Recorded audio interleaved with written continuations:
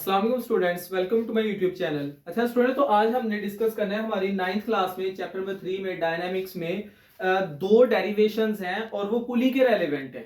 ठीक है, तो उसमें से पहली डेरिवेशन हम डिस्कस कर रहे हैं। पहली डेरिवेशन क्या थी कि उसमें दोनों बॉडीज वर्टिकल मोशन में है, और एक डेरिवेशन है कि उसमें एक बॉडी जो है वो वर्टिकल मोशन में है और एक हॉरिजॉन्टल मोशन में है। तो अब ये दोनों बॉडीज वर्टिकल मोशन में है, तो हम जरा टॉपिक की हेडिंग देखते हैं और वहां से काफी हद तक हमें सिचुएशन क्लियर हो जाएगी कि क्या हमने यहाँ पे सिचुएशन डिस्कस करनी है। तो एक्चुअली है क्या, vertical motion of two bodies के दो बॉडीज का ये वर्टिकल मोशन है attach to the end of a string के एक रस्सी है उसके एंड से, यानी एक एंड के साथ एक बॉडी और दूसरे एंड के साथ दूसरी बॉडी। ठीक है, that passes over a frictionless pulley. तो एक फ्रिक्शनलेस पुली के ऊपर से ये गुजर रहे हैं। ठीक है, सिचुएशन देखते हैं क्या हमने यहाँ पे अज्यूम की है। तो consider two bodies A and B, यानी कि एक बॉडी को हमने ए का नाम दे दिया, एक को बी का नाम दे दिया, उनके मैसेज है वो हमारे पास M1 है और दूसरे का मैस है M2। ठीक है, यानी कि जो बॉडी A है वो M1 है, जो बॉडी B है वो M2 है। ठीक है, इस तरह हमने इसको एज्यूम करने के जो M1 है ये ग्रेटर मैस है और जो M2 है ये स्मॉलर मैस है, ये लाइटर वन है। ठीक है, such that M1 is greater than M2 attached to the ends of an inextensible। inextensible का मतलब ये है कि इसकी लेंथ वगैरह चेंज नहीं होगी। ठीक है, तो मतलब जितने भी फोर्स है वो प्योरली आगे शिफ्ट हो जाएगी, वो उसके अंदर एक्सटेंशन नहीं आएगी। ठीक है, inextensible string that passes over a frictionless pulley.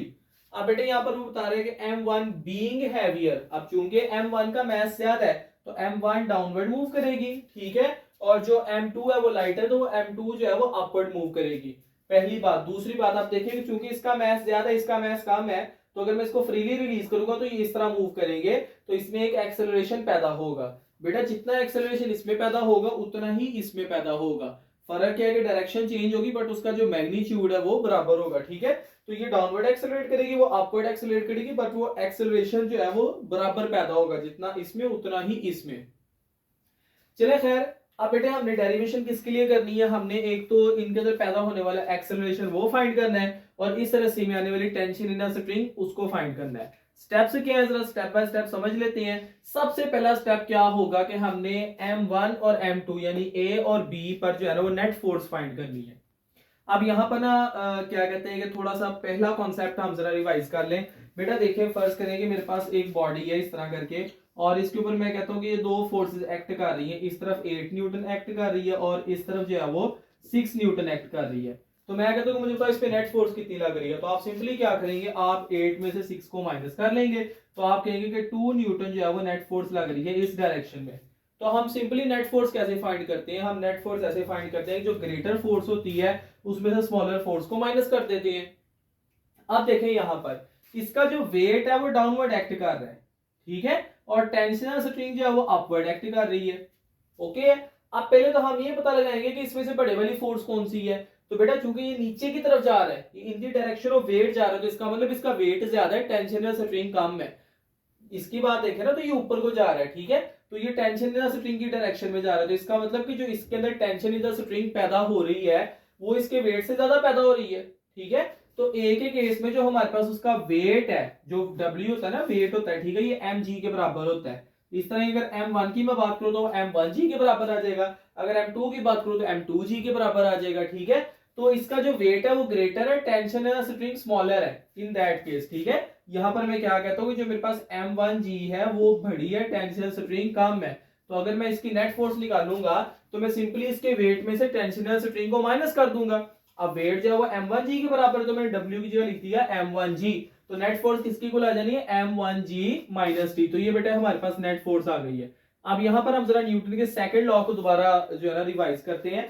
Newton के सेकंड लॉ के मुताबिक F जो है वो ma के बराबर होता है। ठीक है, तो F is equal to ma, लेकिन यहाँ पर M1 है तो M1 के लिए क्या हो जाएगा, M1a। ठीक है, तो यहाँ पर जो नेट फोर्स है वो न्यूटन के सेकंड लॉ के मुताबिक M1a आ जाएगी। तो इसकी जगह बेटा मैं यहाँ पर M1a लिख दूंगा, तो ये बेटा मेरे पास एक पहली इक्वेशन आ जाएगी और ये बेटा हमारी मेन इक्वेशन है डेरिवेशन के लिए। ठीक है, इसी तरह हमने जो है ना वो बी बॉडी पे यानी M2 पर नेट फोर्स फाइंड कर लेनी है। अब यहाँ पर भी देखो दो ऑपोजिट फोर्सेस लग रही हैं, डाउनवर्ड और अपवर्ड। डाउनवर्ड वेट लग रहा है, अपवर्ड जो है वो टेंशन स्ट्रिंग लग रही है, लेकिन in that case tension in the string greater है, M2g स्मॉलर है। तो अगर मैं नेट फोर्स फाइंड करूंगा तो मैं T माइनस M2g करूंगा, यानी T मतलब टेंशन इन द स्ट्रिंग में से मैं वेट को माइनस करूंगा तो ये मेरे पास आ जाएगा टी माइनस डब्ल्यू, और यहाँ पर एफ नेट जो है वो इक्वल आ जाना टी माइनस यहाँ पर आना है m2g। ठीक है, तो टी माइनस m2g मेरे पास आ जाना है। अगेन न्यूटन का सेकंड लॉ लगाएंगे तो जो नेट फोर्स है वो ma के बराबर होती है, तो m2 के लिए हमारे पास किसकी आ जानी है, m2a के बराबर आ जानी है। ठीक है, तो यहाँ पर क्या आ जाएगा, m2a इक्वल आ जाना है टी माइनस m2g। इसको बेटे हम दे देंगे, मतलब कि इक्वेशन नंबर 2 है। अब बेटा ये हमारे पास दो मेन इक्वेशंस है। जब हमने एक्सेलरेशन फाइंड करना होगा हम इन दोनों को ऐड कर देंगे, और जब हमने टेंशन या स्ट्रिंग फाइंड करनी होगी तो हम इन दोनों इक्वेशंस को डिवाइड कर देंगे। ठीक है, तो चलिए आप एक्सेलरेशन फाइंड करते हैं। तो एक्सेलरेशन फाइंड करने के लिए मैं यहाँ पे लिख रहा हूं कि मैं इक्वेशन 1 और 2 को ऐड कर रहा हूं, एडिंग इक्वेशन 1 एंड 2। अब ऐड करने का मेथड क्या होता है, लेफ्ट हैंड साइड में लेफ्ट हैंड साइड और राइट हैंड साइड में राइट हैंड साइड। तो यहाँ पर बेटा ये देखेंगे m1a is equal to m1g minus T, और इसमें बेटे हम ऐड कर देंगे m2a is equal to t minus m2g। अब बेटे जब मैं इसको ऐड करूंगा तो ये ऊपर वाली टर्म m1a है, नीचे वाली टर्म m2a है, तो बेटा ये मेरे पास आ जाना है m1a प्लस m2a, और ये इक्वल आ जाना है बेटा ये टेंशन इन द स्ट्रिंग जो है वो, चूंकि ये माइनस का था या प्लस का था, हम ऐड कर रहे थे तो ये कैंसिल आउट हो जाएंगे। यहां से बचा हमारे पास m1g और यहां से बचा माइनस m2g। नेक्स्ट स्टेप में बेटा यहां पर एक्सेलरेशन कॉमन आ जाना है, तो ये मेरे पास आ जाना है m1 प्लस m2, और यहां पर बेटा मेरे पास जो g की वैल्यू वो कॉमन आ जानी है, तो m1 माइनस m2, तो g मैंने यहां पे निकाल लिया कॉमन। अब हम फाइंड क्या कर रहे हैं, हम एक्सेलरेशन फाइंड कर रहे हैं। तो एक्सेलरेशन के साथ ये जो सारी टर्म है m1 प्लस m2 ये इधर मल्टीप्लाई हो रही है, इधर आके ये हो जाना है divide, so that acceleration is equal to m1 minus m2 divided by m1 plus m2, और मल्टीप्लाई हो जाने से g के साथ। so that is the formula for acceleration। ये इसके एक्सेलरेशन का फॉर्मूला जब दोनों बॉडीज वर्टिकल मोशन में है। अब उसके बाद बेटे नेक्स्ट पे हम बात करते हैं कि इसको मैं इक्वेशन नंबर 3 का नाम दे लेता हूं। एक्चुअली ये बेटा हमारे पास है एटवुड मशीन, इसको हम नाम देते हैं, जो मशीन है इसको हम एटवुड मशीन का नाम देते हैं। आपने एमसीक्यूज के तौर पे भी याद रखना है कि इसका नाम एटवुड मशीन है। अब यहाँ पर बेटा जो एटवुड मशीन होती है ना, इसका काम होता है कि ग्रेविटेशनल एक्सेलरेशन की वैल्यू फाइंड करने में ना साबित, मतलब कि वहां पे काम आती है। ठीक है, तो अगर मैं जी की वैल्यू फाइंड करना चाहता हूं तो बेटा ये देखिए m1 प्लस m2 इधर डिवाइड होता है, इधर आके मल्टीप्लाई हो जाएगा, m1 माइनस m2 मल्टीप्लाई और इधर आके डिवाइड हो जाएगा। सो इन दैट के जी की वैल्यू बेटा मेरे पास इक्वल आ जानी है m1 plus m2 divided by ये सारी टर्म इधर आके डिवाइड हो रही है m1 माइनस m2, और यहाँ पर a जो है वो ऑलरेडी मौजूद है, मैंने एज इट इज लिख दिया। तो अगर हम g की वैल्यू फाइंड करना चाहें तो वो भी यहाँ से कर सकते हैं। इसको बेटे मैं इक्वेशन नंबर 4 का नाम दे देता हूँ। ओके स्टूडेंट, तो उसके बाद डिस्कस करते हैं कि हमने tension in the string find करनी है। मैंने आपको बताया था कि जब भी आपने tension in the string find करनी है, वो जो हमने नेट फोर्स के लिए दो इक्वेशंस बनाई थी पिछले बोर्ड में, आपने देखा है कि इक्वेशन 1 और इक्वेशन 2 बनाई थी, हमने उन दोनों को डिवाइड कर देना। तो यहाँ पे सिंपली हम क्या करेंगे, dividing equation 1 and 2, dividing equation 1 and 2, 1 और 2 को बेटे हम क्या करेंगे यहाँ पर डिवाइड कर देंगे। ठीक है, तो हमारे पास इक्वेशंस क्या थी, पहली इक्वेशन जो इक्वेशन नंबर 1 थी वो क्या थी, m1a is equal to m1g minus T, और जो दूसरी इक्वेशन थी हम लेफ्ट हैंड साइड में लेफ्ट हैंड साइड को डिवाइड करेंगे, राइट हैंड साइड में राइट हैंड साइड को, वो इक्वेशन थी हमारे पास m2a, और उसकी जो हमारे पास राइट हैंड साइड थी वो थी t माइनस m2g। ठीक है, अब बेटे यहाँ पर क्या होगा कि ये जो एक्सेलरेशन है ये एक्सेलरेशन से कट जाएगा, तो ये मेरे पास आ जाएगा m1 divided by m2 that is equals to m1g minus t divided by t minus m2g। अब बेटे हम नेक्स्ट क्या करेंगे कि इस इक्वेशन को मजीद फर्दर सॉल्व करने के लिए इसकी करवा देंगे क्रॉस मल्टीप्लीकेशन। ठीक है, तो जो मेरे पास m1 है क्रॉस मल्टीप्लीकेशन में ये सारे के साथ मल्टीप्लाई हो गए, तो ये मेरे पास मल्टीप्लाई देगा t माइनस m2g के साथ, और यहाँ पर जो मेरे पास m2 है ये मल्टीप्लाई हो जाएगा m1g माइनस t के साथ। ठीक है, अब जब इसको मैं मल्टीप्लाई करूंगा तो m1 पहले t के साथ होगा, बाद में m2g के साथ, तो मेरे पास आ जाएगा m1t माइनस m1 m2g, और ये दोबारा मल्टीप्लाई हो जाएगा m1 m2g माइनस m2t। अब बेटा देखें जो टेंशन स्ट्रिंग वाली टर्म है इसको मैं उठा के इधर ले आऊंगा, ये माइनस है तो इधर आके प्लस हो जाएगी, और ये जो m1 m2g इधर माइनस है इधर आके प्लस हो जाएगा, तो बेटा मेरे पास आ जाएगा m1t plus m2t that is equals to m1 m2g, जो कि ऑलरेडी इधर है, और एक ये वाली टर्म इधर से आ जाएगी, ये भी m1 m2g। ठीक है, तो यहां पर बेटा हमारे पास जो t है वो कॉमन आ जाना, यहाँ पर आ जाना m1 प्लस m2, और ये बेटा m1 m2g plus m1 m2g, तो ये मेरे पास आ जाना 2m1 m2g। अब चूंकि टेंशन इन द स्ट्रिंग हमने फाइंड करनी है, तो m1 प्लस m2 इधर मल्टीप्लाई हो रहे हैं, इधर आके डिवाइड हो जाएंगे। So the tension in the string is equal to 2m1 m2 divided by ये m1 प्लस m2 जो है ये इधर डिवाइड हो जाएंगे आके m1 प्लस m2, और ये सारा मल्टीप्लाई हो जाएगा g के साथ। ठीक है, सो इन दैट केस हमारे पास ये आंसर आ जाएगा, इसको मैं इक्वेशन नंबर 5 का नाम दे लेता हूं। So that is the tension in the string.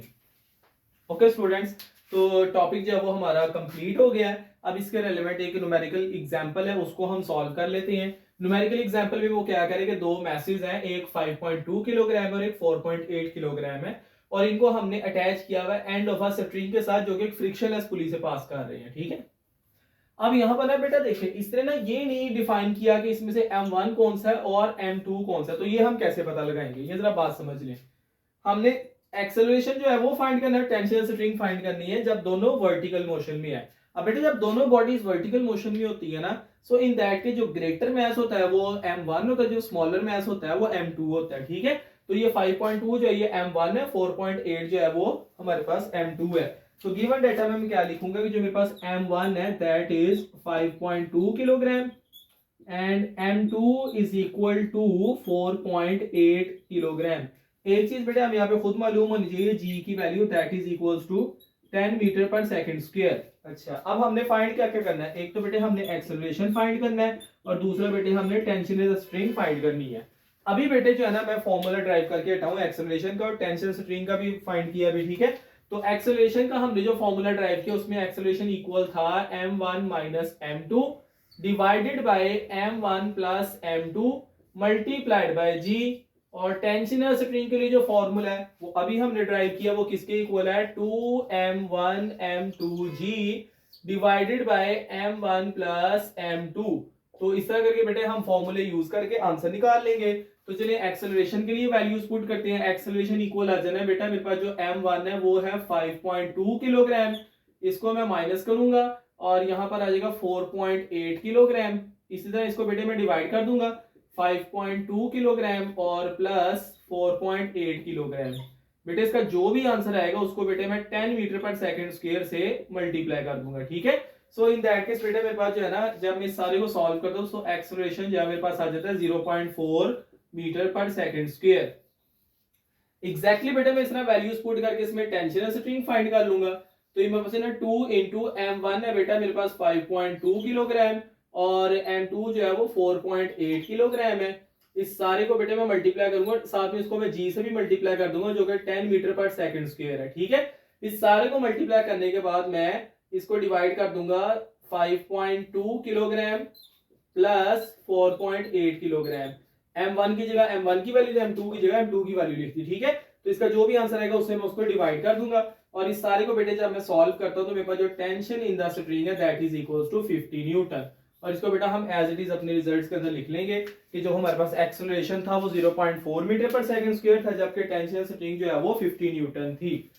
Okay students, that's all from today's lecture. If you think that this video is informative for you, kindly like this video, comment करें, और जितनी भी आपकी student community है सबके साथ share करें, and kindly do subscribe to my channel. Thank you.